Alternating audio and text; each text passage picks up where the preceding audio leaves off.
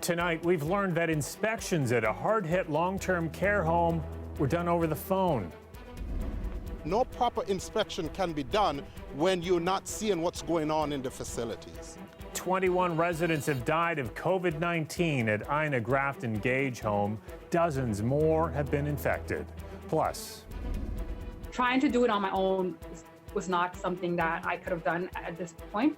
the effects of COVID-19 on your mental health. We'll look at the surge in demand for online support.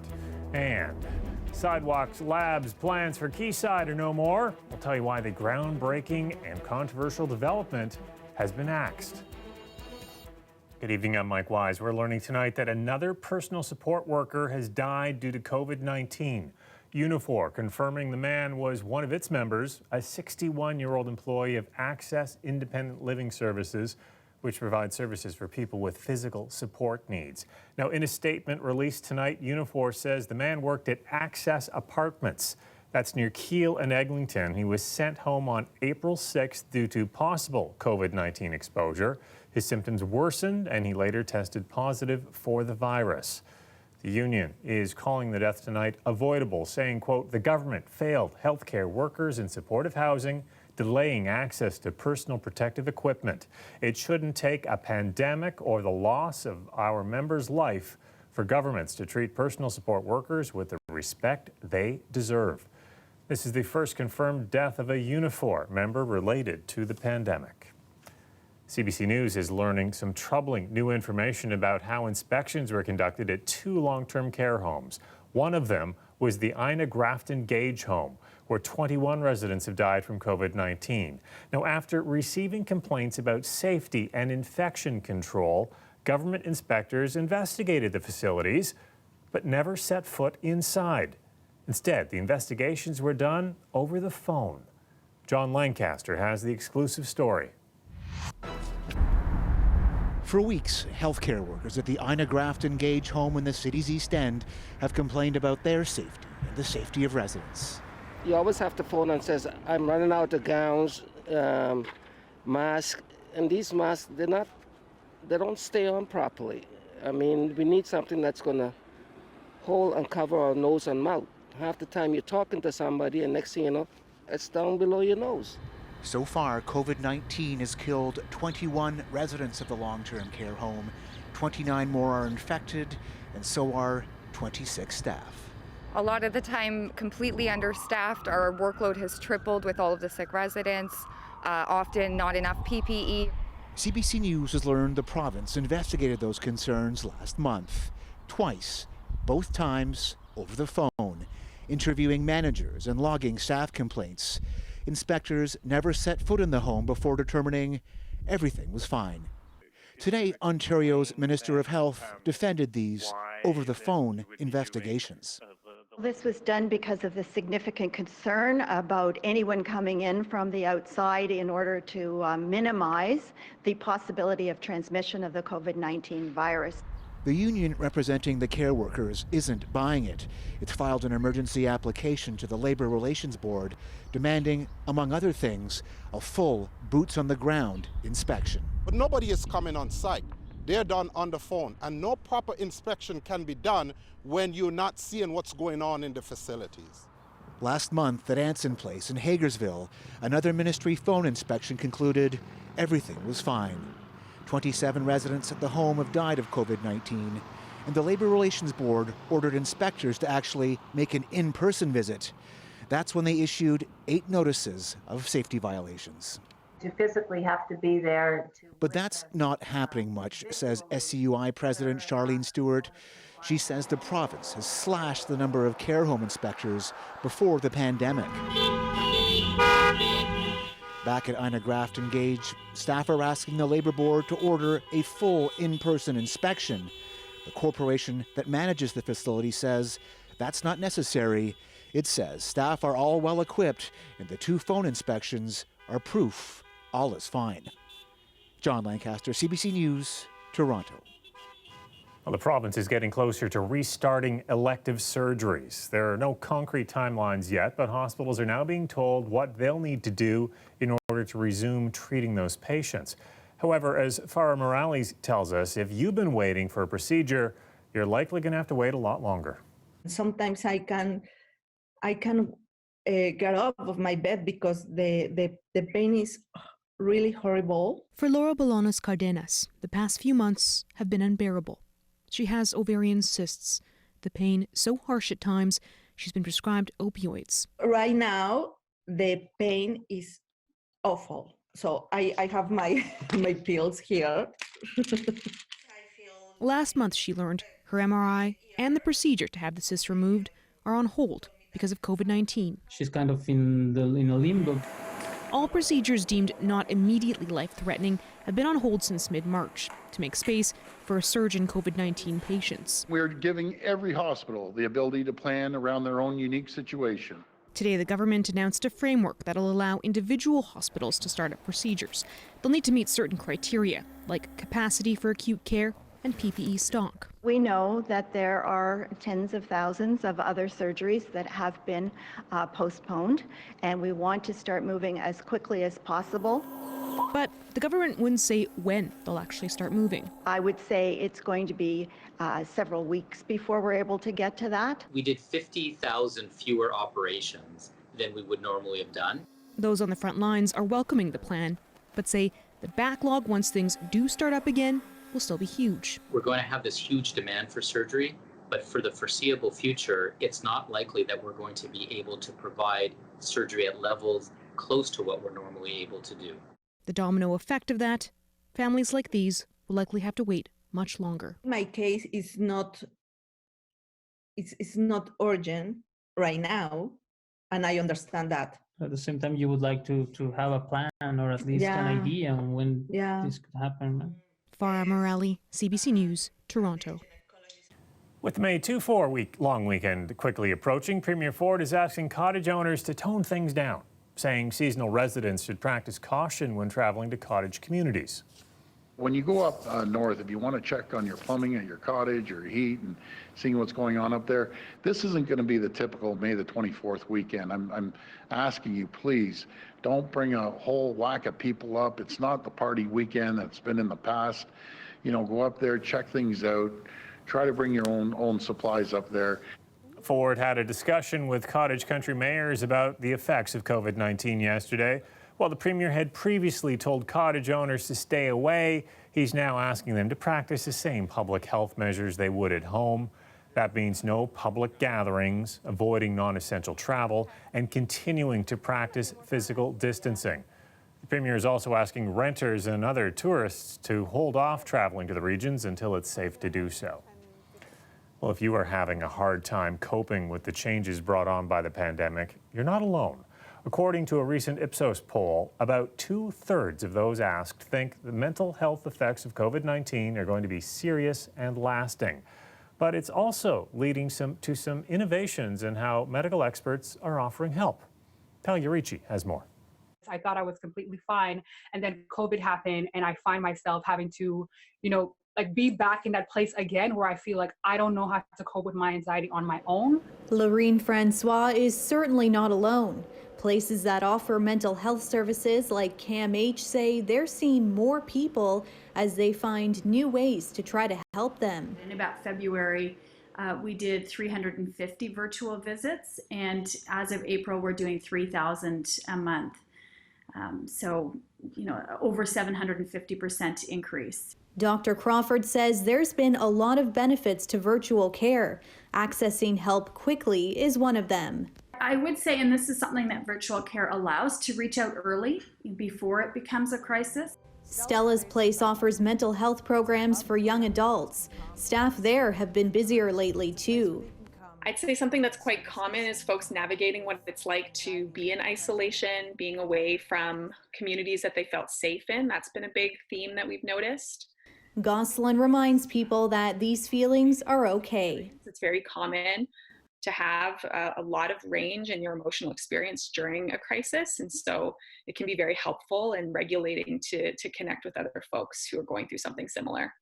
Francois says in addition to counseling, she also finds walking, journaling, and being kind to herself brings a sense of calm. So I'm basically trying to know what my capacity is and don't try to compare myself to what's happening on social media. Really just stay connected and check in with my body, know what's good for me. CAMH says the approaches it's using during COVID-19 could end up changing the way it delivers mental health services in the future. So they've been asking patients for feedback so they can continue making improvements to virtual care even after the pandemic is over. Talia Ricci, CBC News, Toronto.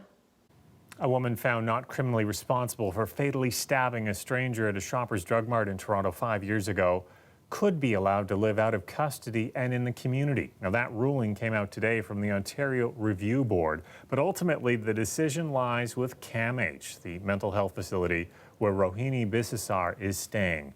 2 years ago, a judge found that Bisesar had schizophrenia, which he believed led to the killing of 28-year-old Rosemary Junor. Should CAMH allow Bisesar to re-enter the community, the facility is required to notify police. She'd not be allowed to possess any weapons and would be required to report to the facility at least once a week. Well, if you Google Quayside tonight, you'll find out that the massive waterfront development is dead. Sidewalk Developments, which is owned by Google's parent company, announced it was pulling out of its plan to build the 12-acre smart city. Lauren Pelly has more on what happened. This was the vision for Sidewalk Lab's high-tech neighborhood on Toronto's waterfront. Sustainable timber buildings, underground waste disposal, and new affordable housing. 3 years ago, it was unveiled to fanfare. Today, the company's CEO announced the project is scrapped, citing unprecedented economic uncertainty. It's a move that comes after years of consultation and planning. Sidewalk Labs said the project could bring in billions and create thousands of jobs over the next 2 decades, all while transforming this chunk of the eastern waterfront. But the proposal was also mired in controversy. Plans for widespread data collection prompted major privacy concerns. In a smart city, people don't have a chance to consent or revoke consent to the collection of their data. There was so much opposition in Toronto. They must have known that they would not be welcome here, that they would have a struggle to get any kind of public approval and participation. So what's next for this 5-hectare waterfront site? Since we own this very attractive piece of land and have a new opportunity now to start over, as it were, and to address all of these concerns, we've learned what some of them are. I look at it now, there's an opportunity for other people to do something spectacular. But time and money went into the Quayside project. Waterfront Toronto board member Joe Cressy says those efforts won't go to waste. We spent 2 years developing a vision for a 21st century neighborhood.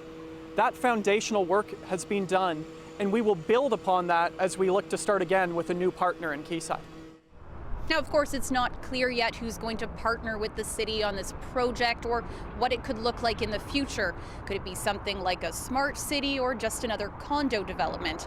This is all going to take some time because right now the entire province is still in a state of emergency for the pandemic. Lauren Pelly, CBC News, Toronto. Last year dealing with the flood issues, and then this year with the probability of a flood, and then now the pandemic. Well, those who live and work on the Toronto Islands have had a rough go of it these past few years, dealing with devastating flooding. And this year, it isn't shaping up to be much better.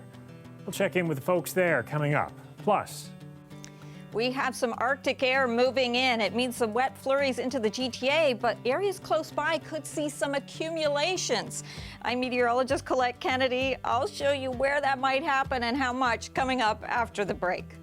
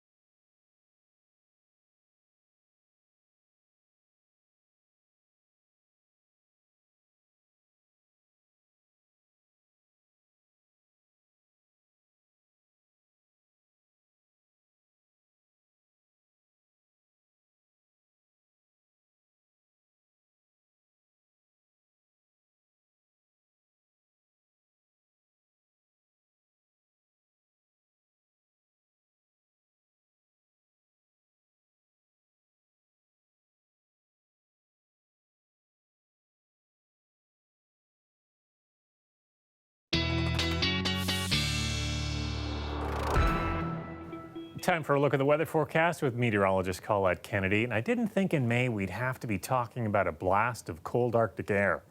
I didn't think so either, Mike, and yet here we are, and we have some Arctic air that's making an appearance, whether it's invited or not. So this very cold air, and just have a look at the contours in terms of the colors. So right around you get into these greens and blues is where that freezing line is, and we're going to see this dropping in, the cold air in place tomorrow, and especially tomorrow night into Saturday morning when we're going to see some of the coolest temperatures as it's really here in earnest, and then it begins to recede as we get towards Sunday. So in time for Mother's Day, we'll see that moving away again. But a couple of days where we're going to see those temperatures definitely on the cool side. And again, tonight, we also have this frost advisory in place for Hamilton, but also through the Niagara region, stretching along the north shore of Lake Erie towards Chatham-Kent and up towards Sarnia. So again, that risk for some patchy frost development. Average height this time of year is closer to 17 and the low around 5. That's going to be about where our daytime high is tomorrow. And I'll point out, when we get to the 1st of May, I switched this over to record rain. But on this date in history, 1976, there was actually a couple of centimeters of snow. And we're talking about at least some wet flurries coming our way, and a few areas will pick up some accumulations. Our daytime temperature is interesting today near the lunch hour, up towards 12 degrees. Rain showers moved in, so into the afternoon, the temperatures dipped. And then towards the latter afternoon, sun comes back and the temperatures come back up again. So we have mostly clear skies overnight tonight, but then some flurries start to come into the forecast for tomorrow afternoon, some wet flurries certainly here. And then once those winds start to pick up, we see the lake effect kicking in. So Friday night into Saturday in the lee of Lake Huron, you could see some areas, especially the higher elevations, picking up 5 to 10 centimeters of accumulating snow, plus some reduced visibility, because again, these are squalls coming through. So a few of those flurries possible again Saturday for the GTA, a lesser chance than what we'll see late on Friday. Overnight tonight, check out your temperatures, southwestern Ontario, because these are the overnight lows. And watch, the cloud cover's helping you out, by the way. Windsor, Leamington, Chatham-Kent, you've got that advisory in place. But into tomorrow, the temperatures barely move. I mean, they go up a few degrees, and a mix of some wet flurries, some showers, that risk there for southwestern Ontario as well. Again, with the temperatures, seeing some of these tonight dipping below freezing, and then tomorrow struggling 5, 6 degrees or so for our temperatures in terms of our highs. So we're missing about 10 degrees. We need to add to that to get closer to seasonal, right? Saturday, all right, that's 7 degrees, but still breezy, so it's going to feel really cool. The overnight low Friday into Saturday is -3, so that's going to be a chilly start on the weekend there. And then Sunday, happy Mother's Day, we get to see that temperature rebound, some sun coming out. And Mike, hey, Mom gets 12 degrees. Best day of the weekend. Thanks, Colette. You're welcome. The weather update is brought to you by Trane, the most reliable heating and cooling brand. We test, so it runs. Take advantage of special offers now. It's hard to stop a Trane. Well, spring flooding over the past few years has cut back on opportunities to visit the Toronto Islands. Now the islands are facing a 1-2 punch from both high water levels and COVID-19. Ali Chiasson reports. Typically at this time of year, you guys have your eye on the water line. Every day we have the island. This has become the new normal. It has been a tough 3 years on the island. In 2017, it was shuttered to the public, losing millions in infrastructure damage, let alone tourism, after being devastated by what was thought to be a once-in-25-year flood. When it came back in 19, that was really discouraging. Flash forward to now. Water levels for 2020 are approaching Lake Ontario's record high from last year, and the island is closed to the public yet again. The yacht clubs haven't been able to open, and they've hit both the RCYC and the QC are very vulnerable to flood damage, and they haven't been able to bring their people over to help do work to protect them. The island is closed to prevent the spread of COVID-19. There's no word on when tourists can return, making business owners worry about weathering this storm. I heard that they weren't going to let people on the island until August from someone. Jason Demeline opened the Riviera 3 years ago. Gosh, it hasn't been an easy 3 years on the island, has it? The first year was fantastic. I mean, obviously last year dealing with the flood issues, and then this year with the probability of a flood, and then now the pandemic. I mean, you know, you just and also being a seasonal place where we're not open the whole year round, it's a little tougher on us. I think at best it's probably going to be the end of June, to be honest. Obviously at a reduced capacity, Lucky for us over here, we have a big back patio where we can do physical spacing. It will be a challenge moving forward, but I mean, like I said, you got to roll with the punches. I'm really hearing that same resiliency among the Islanders that I've encountered in covering all of the issues that happen on. It's a special community over here. The island could be soggy and it could be busy again, but no word on when. Ali Chiasson, CBC News, Toronto. Well, coming up next, we're going to have the incredible story of how this particular baby was brought into the world. The second we pulled into the parking lot, and I'm like, okay, this baby's coming whether we like it or not right now. You won't want to miss this one. We're back in just a few minutes.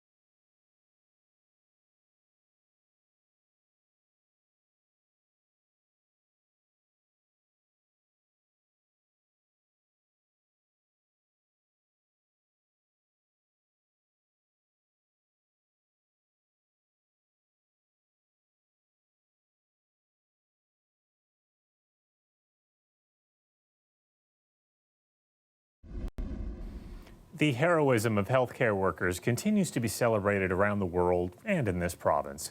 This week, Carla Bell was on her way in for her shift in Orangeville when the nurse heard a call for help. But this wasn't a COVID-19 related call, and she arrived just in time. Natalie Collada explains. I did have tears in my eyes, and I just wanted to be there to keep the parents calm because that's what they needed at that time. Carla Bell was waiting outside Headwaters Healthcare Center to be screened before her shift when a car screeched to a stop in front of the hospital doors and she heard cries for help. I just kind of threw off my coat, put some gloves on, took a deep breath, and just ran up to the car. In the passenger seat, Stephanie Sant was in labor. The second we pulled into the parking lot, I had the sensation to push the baby out, right? And I'm like, okay, this baby's coming whether we like it or not. Her husband, Jeff, jumped out of the car, running with Belle to her side. So he literally, from the moment that he got out of his seat and ran around to the front of the car, he grabbed her. Literally, I was pushing her out and he got her by the shoulders. He was able to pull her right out and hold her. The first words out of his mouth is, "It's a girl." He looks at me and I'm like, oh my goodness. And once we heard her cry, everybody kind of had a sigh of relief. Belle wrapped the baby in a jacket to keep warm. Mom, Dad, and baby were rushed inside, a highlight of Belle's 35-year career. It's nice to have a bit of happiness in the world, something to forget about what's going on. Molly Van Noort was born at 6 pounds 11 ounces, healthy and safe. Natalie Collada, CBC News, Toronto. Good to have some happy news indeed. Well, that's our newscast for tonight. Tomorrow, on an extended version of The Current, my CBC radio colleagues are reaching into the archives once again, rebroadcasting another story by the late Stuart McLean. This particular tale from the Vinyl Cafe is called The Hairdresser, and you can hear that just after 10 a.m. on CBC Radio 1. I'll see you back here tomorrow night at 11, and we want to leave you tonight with a shot of the moon. It was in its full moon phase last night, a so-called flower moon, since this is the time of year most people do planting. It has started to wane tonight, but as you can see there, it is still quite full. I'm going to check it out as I go home. Good night.